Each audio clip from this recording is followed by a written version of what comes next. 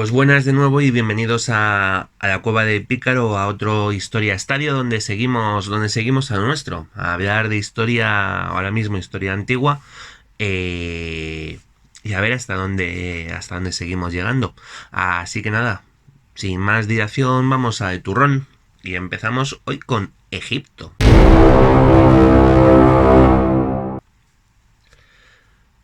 Y es que teníamos Egipto bastante abandonado, incorporado a las provincias de Persia y gobernado por sátrapas, ¿vale? Las cosas en Persia en estos momentos habían comenzado intensas para Artajerjes II, ¿vale? Recordad que tenemos a los griegos merodeando por Asia Menor y en una guerra civil con su hermano Ciro el Joven. Pero como no hay desgracia que venga sola, a Artajerjes II se estaba montando una situación graciosa precisamente en Egipto. Ya hemos dicho en varios momentos que los egipcios no estaban nada contentos con la situación de ser vasallos del gran imperio persa, pero nada contentos. Y durante más de un siglo los emperadores de Persia habían tenido ejércitos suficientemente potentes como para mantener el reino de Nilo bajo su control más o menos, que ya hemos visto algún intento de levantamiento. Pero los grandes reyes de Persia ya en esta época, rondando el 400 antes de Cristo, han quedado atrás, ¿vale? Ya estamos en el momento del declive de la dinastía aqueménida y los egipcios vieron en los conflictos por el ascenso de Artajerjes II, el momento de rebelarse contra los persas, ¿vale? Y así las cosas, el líder de esta revuelta fue un hombre llamado Amirteo, ¿vale? Descendía de los faraones de la 26ª dinastía, los reyes saítas, aquellos saméticos de los que habíamos en su momento. Y este Amirteo consiguió catalizar el descontento de toda la población de Egipto contra los persas con el éxito suficiente como para dar forma a una nueva dinastía. Unipersonal, solo duraría el tiempo que duró Amirteo, pero sería la 28ª dinastía de Egipto, ¿vale? Sabemos muy pocas cosas sobre Amirteo, extremadamente pocas, las cosas como son, más allá de alguna frase suelta en algunas de las crónicas de la época. Y es más, lo único que sabemos es que se enfrentó a los persas y consiguió liberar una parte de Deita de Nilo, ¿vale? Además de organizar una alianza con los espartanos, que por aquellos tiempos sabemos que estaban a hostias por Artajerjes II, que no les había perdonado de ayudar a Ciro el Joven, ¿vale? Y entonces Egipto y Esparta tuvieron una relación de estas tan bonitas de enemigo de mi enemigo y todas estas cosas, ¿vale? Pero algo que sí que hizo Amirteo, que sí que sabemos que hizo, aparte de todo esto, fue dejar la situación en Egipto lo suficientemente organizada como para que a su muerte Egipto continuara siendo independiente de los persas, ¿vale?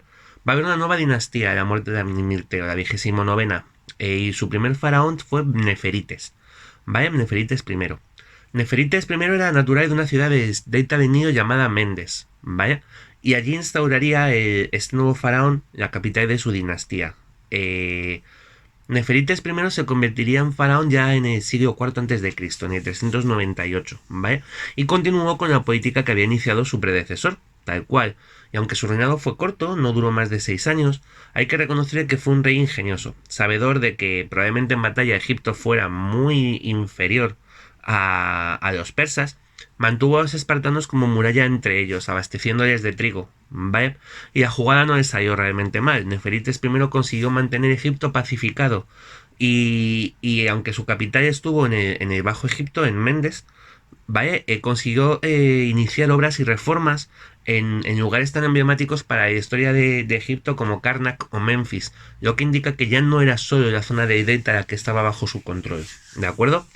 Neferites va a morir en el 392 a.C. y va a ser sucedido por uno de sus familiares, al que los griegos llamaron Acoris, ¿vale? Como todos estos faraones, nos vamos a quedar siempre con la nomenclatura griega, ¿vale? Acoris es reconocido como el faraón más importante de esta 29ª dinastía. Si Neferites había mantenido a los espartanos como ayuda contra los persas, Acoris tuvo que ingeniárselas, ¿vale? Porque Esparta había vuelto a involucrarse en una serie de guerras que vamos a ver después, que habían comenzado en Grecia, y no pueden andar trasteando con los persas, ¿vale? Así que el faraón estuvo hábil formando una alianza a 3 bandas, con Chipre y Atenas, ¿vale? Lo que permitió a este terceto mantener el dominio sobre el Mediterráneo oriental y evitar a los persas de Artajerjes en Egipto. Artajerjes estaba ya hasta las narices, llegó un momento en el que estaba hasta las narices ya de los egipcios, ¿vale?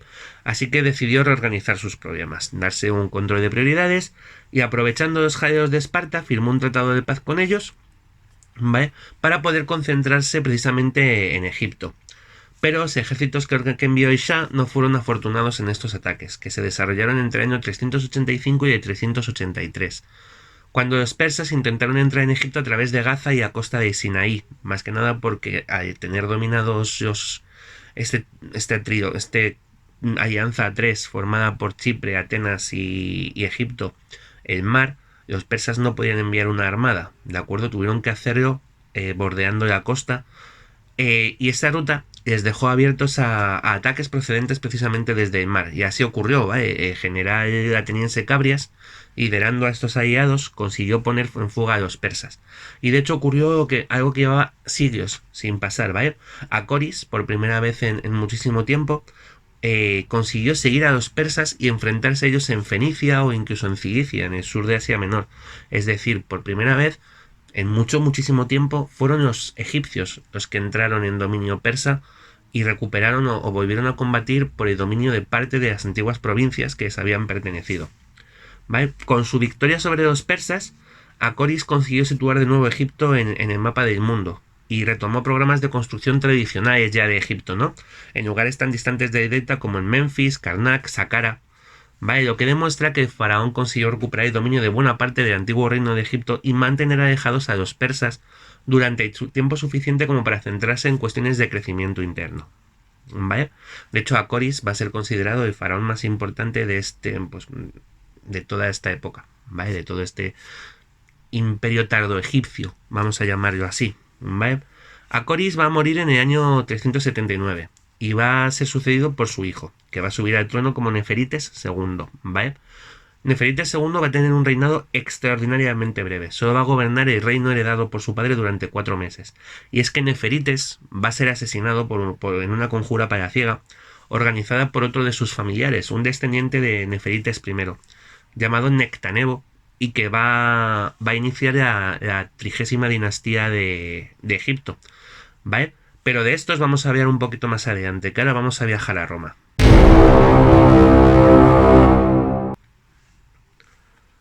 Vale, y habíamos dejado a los romanos enfrentándose a los etruscos de Velles, y volvemos a ellos para encontrarnos los enfrentados a los etruscos de Velles, ¿vale? Viendo en perspectiva hay que asumir que los romanos tenían dos características que les ayudaron mucho en su expansión y en convertirse en la que sería la potencia hegemónica del mundo occidental durante un buen puñado de siglos. Y estas características son que eran muy cabezotas y muy rencorosos, ¿vale? Los más cabezotas y rencorosos de todo el Mediterráneo.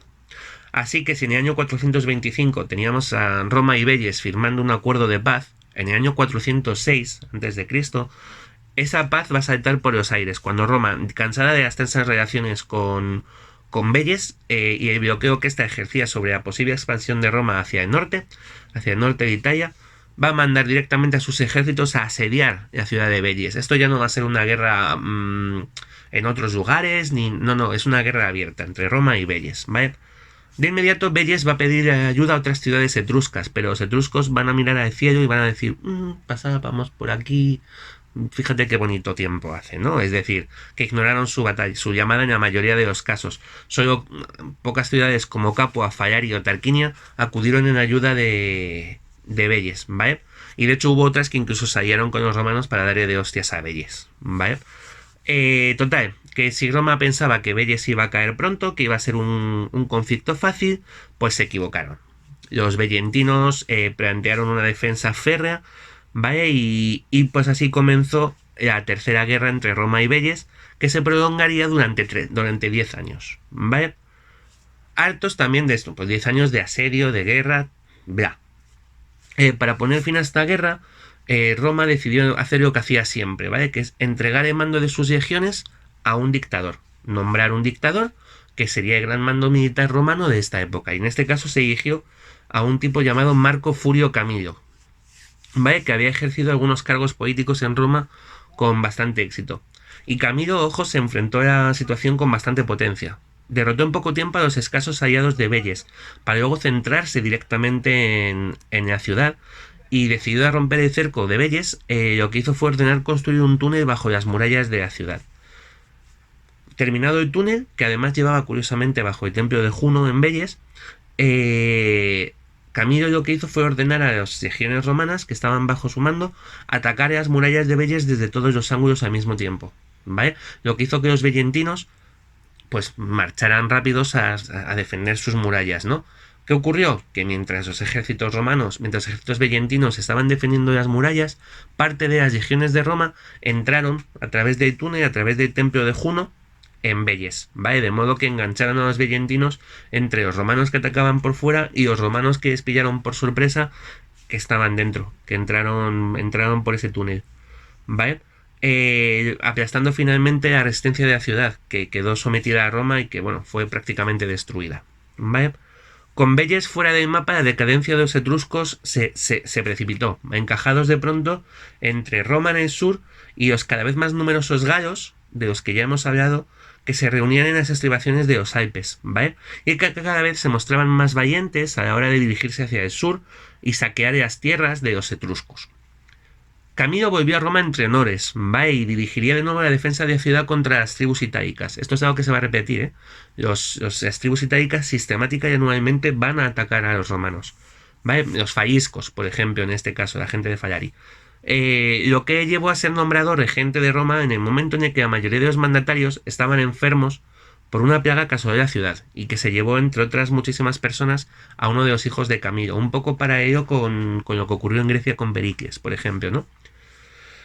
Pero al ocupar este lugar dominante de regente, un poco de Roma, se convirtió también en el blanco de las iras de uno de los tribunos de la plebe, un tal Lucio Apuleo, ¿vale? Que va a acusar a Camilo de haber repartido de forma desigual el botín de Velles.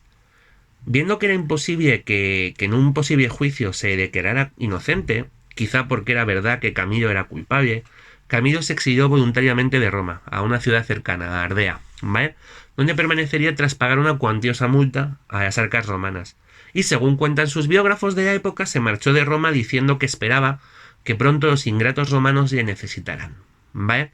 Los dioses romanos debían estar muy atentos y les debía caer bastante bien Camilo, porque no tardaron mucho en poner a Roma en un problemón, ¿vale? Cuando los galos que habían estado saqueando las ciudades etruscas decidieron poner rumbo a Roma, ¿vale? O más bien, los romanos terminaron metidos en el camino de los galos cuando algunas de las ciudades etruscas pidieron su ayuda frente a estos galos, concretamente contra una tribu, la de los senones, que estaban siendo bastante valientes y arrojados, liderados por un hombre llamado Breno, ¿vale? Que estaban sembrando el terror en el norte de Italia.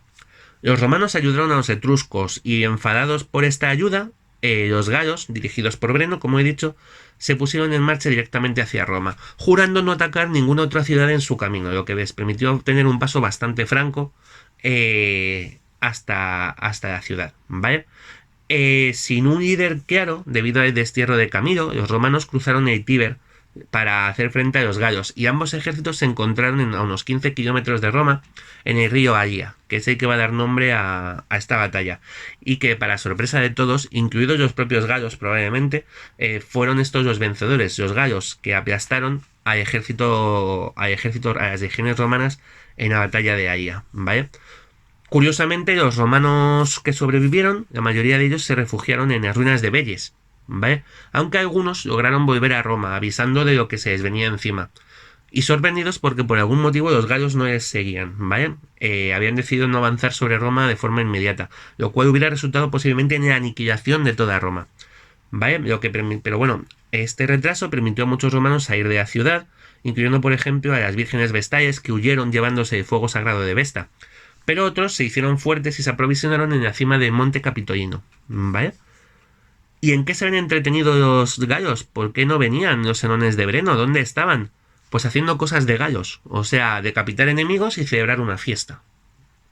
Así eran ellos, ¿vale? Pasaron 2 días hasta que se pusieron en camino hacia Roma, y al ver la ciudad prácticamente desierta y sin defensas, pensaron que era una trampa, lo que estuvo otros 2 días fuera de la ciudad hasta que decidieron entrar, hasta que se dieron cuenta de que aquello no era una trampa, que era cierto que Roma no estaba protegida más allá de este pequeño grupo de romanos o de esta fortificación que se había hecho a modo de Acrópolis en la cima del monte Capitolino, ¿vale?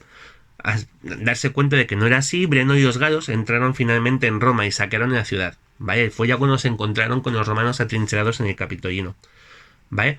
Evidentemente los galos intentaron subir al monte, pero los romanos les rechazaron una y otra vez hasta que Breno se decidió y puso asedio, marcó un asedio sobre el monte Capitolino, ¿vale? Y mientras, aprovechando que tenían los romanos cercados, empezó a extenderse, estos senones empezaron a atacar ciudades cercanas a Roma, incluyendo Ardea, donde se había refugiado Camilo, ¿vale? Marco Furio Camilo saltó de nuevo a la palestra y se puso al frente de la defensa de esta ciudad, ¿vale? Ardea, ¿vale? Derrotando a los galos que trataban de hacerse con el control de Ardea. Noticia que llegó a Roma incluso más allá, a Velles, donde los romanos trataban ahora de hacer frente también a los etruscos, que en plan cabrones habían aprovechado la apurada situación de Roma, ya que se habían metido por ayudarles a ellos para intentar sacar tajada de lo ocurrido, ¿vale? Visto lo visto, los romanos de Velles enviaron mensajeros a Ardea para pedir ayuda de Camilo, pero este se negó, a no ser que pidieran ayuda a los senadores que estaban cercados en el monte Capitolino, los mismos que le habían expulsado de Roma, ¿vale? Así que un joven llamado Cominio Poncio tuvo que ofrecerse voluntario para soltar las líneas enemigas y el tío se lo hizo bastante bien, ¿no? Consiguió entrar desde Velles en Roma, hablar con los senadores, volver a Sair, volver a Velles, viajar a Ardea y llevar la confirmación de que el Senado romano nombraba dictador de Roma a Camilo, ¿vale? Que de inmediato viajó a Velles, convirtiendo la ciudad en su base de operaciones y reuniendo un potente ejército para atacar a los galos. Mientras, en Roma las cosas estaban complicadas, para unos y para otros.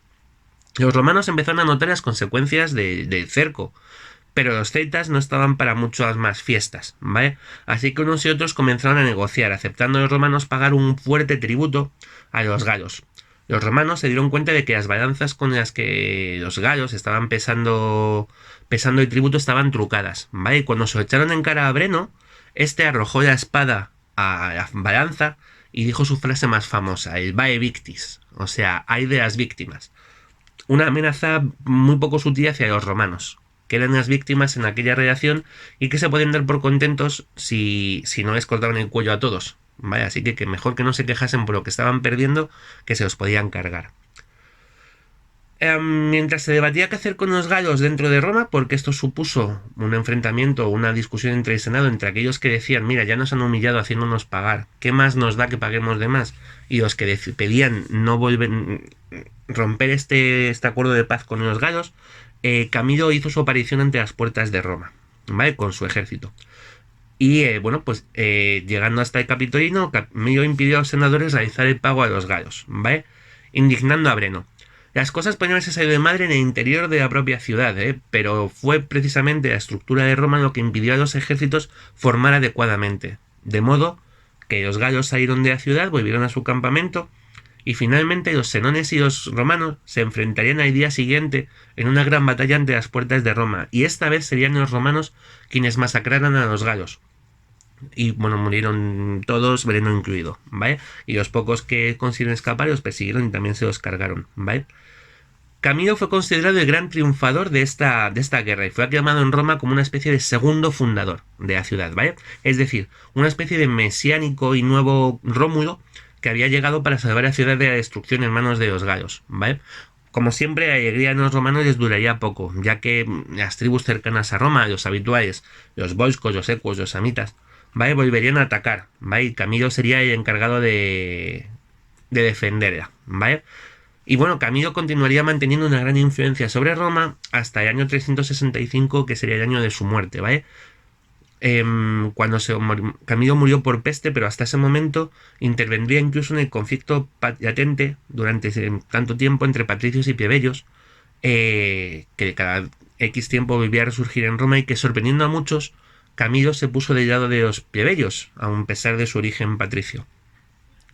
En fin, así vemos que en el 365 muere el segundo fundador de Roma, y los romanos se han dado cuenta de algo. Necesitan protegerse de los galos. Necesitan unas fronteras fuertes. Necesitan asegurar Italia. Y a partir de Italia, quizá todo el mundo. ¿Vale? Pero vamos a volver a Grecia.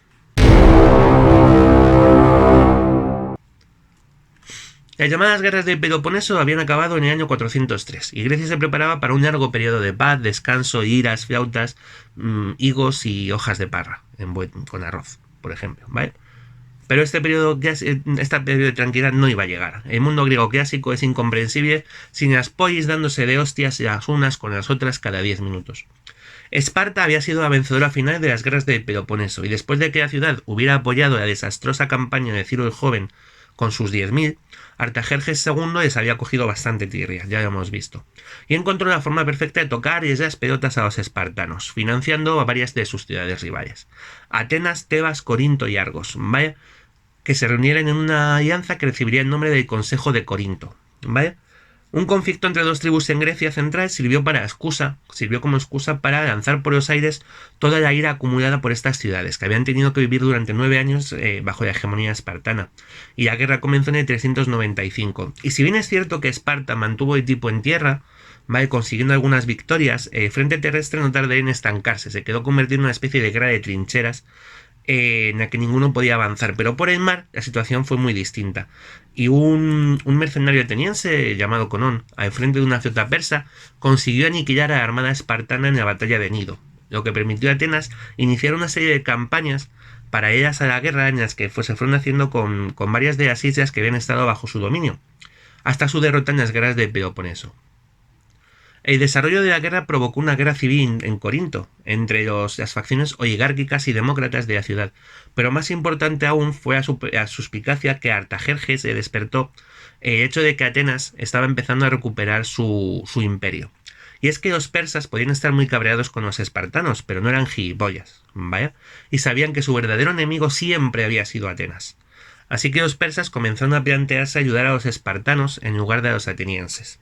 Y unos y otros decidieron que había llegado el momento de sentarse a hablar de la paz.